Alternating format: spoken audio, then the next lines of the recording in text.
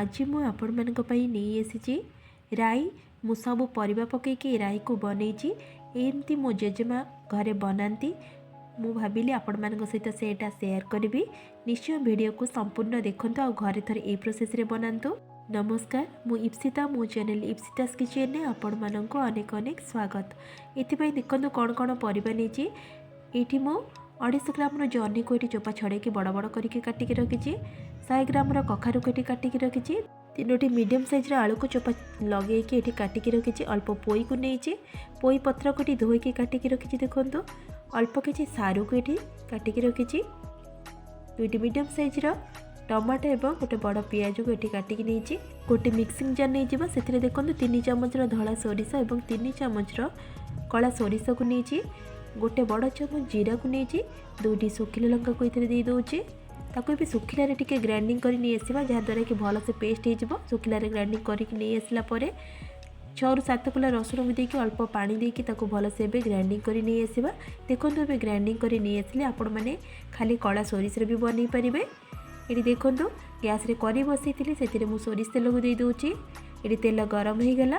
तेल गरम होला परे हाफ चम्मच पंच फुटण को दूची।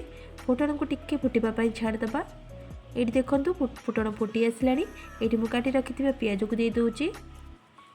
पियाज को लाइट गोल्डन कलर है पर्यंत टिके भाजवा। ये देखो पियाजर कलर टिके टिके चेंज हो आसला। पियाज परफेक्ट भाव भाजी हो गला। एतिक ही भाजबे। तापर आम परिबा को सब ऐड करवा। सारू को पछरे दबा और पोई शागटा को मध्य पछरे दबा। एबे ताको भल से मिसई नउची। 40 ରୁ 50 सेकेंड ताको टिके भाजी दबा। देखो ये मुझे एपट सेपट करके 40 ରୁ 50 सेकेंड हो गला। तापर ताको आम 5 मिनिट पर्यंत लो टू मीडियम फ्लेम रे कवर करवा। ये 5 मिनिट पर कवर को काढ़ी नेली। परिबा ये पूरा 50% सीझी आसी। एबे कवर को काढ़ी ताको भल से मिसई नउचे। मिसई सारा पर आम सारू को ऐड करवा। सारू को आगुरी देवे नहीं ना सीझापी लेट हम सीझबनी ताको एबे भल से गोले नउची। गोले सारा पर आम मसला को ऐड करवा। ये मसला को दे सारा पर ग्राइंडर जार मसला लगी से ग्राइंडर जार धोईकी टिके पानी को देदेली। हाफ चम्मच हलदी और 1 टेबल स्पून लंका गुंड को दूची। स्वाद अनुसार लुण को दे दूची। आपण मानक जदि राग कम दरकार थी आपण मैंने लंका गुंड ऐड करेंगे ना। आदि अधिक क्वांटिटी राग खाऊे तो आगे लंका गुंड देदेवे। ताको एबे भल से मिसई नेबा। मिसईकी आम ताको कषिबा 2 ରୁ 3 मिनिट पर्यंत टिके कषिदेबा। सोरिष मसला बेसी कषिबा दरकार नहीं। 2 मिनिट पर मुझे टमाटो एवं पोई शाग को दे दूची। ताको भी भल से मिसई नउची। ताको 1 मिनिट पर्यंत टिके कषिदेबा जहाँद्वारा कि टमाटो भी सॉफ्ट हो। गैस फ्लेम को लो टू मीडियम रे सेमती रखिथिबे। ये देखो टमाटो और पोई शाग सॉफ्ट हो गलानी। ये मु पानी को ऐड करुच्ची। गोटे मीडियम साइज बाउल बाउलटे पानी ऐड करुच्ची। दे सारा पर ताको भी भल से मिसई नबा। देखो ये मिसई नेली।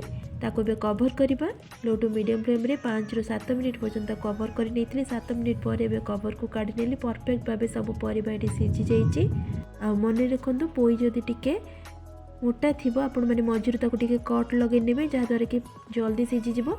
एबे हमर राइट रेडी हो गला। आपण मैंने देखिले केमती सहज उपाय कम सामग्री रे बहुत कम समय भितर मुझे मो जेजेमा हाथ रंधा राई को बने नेली।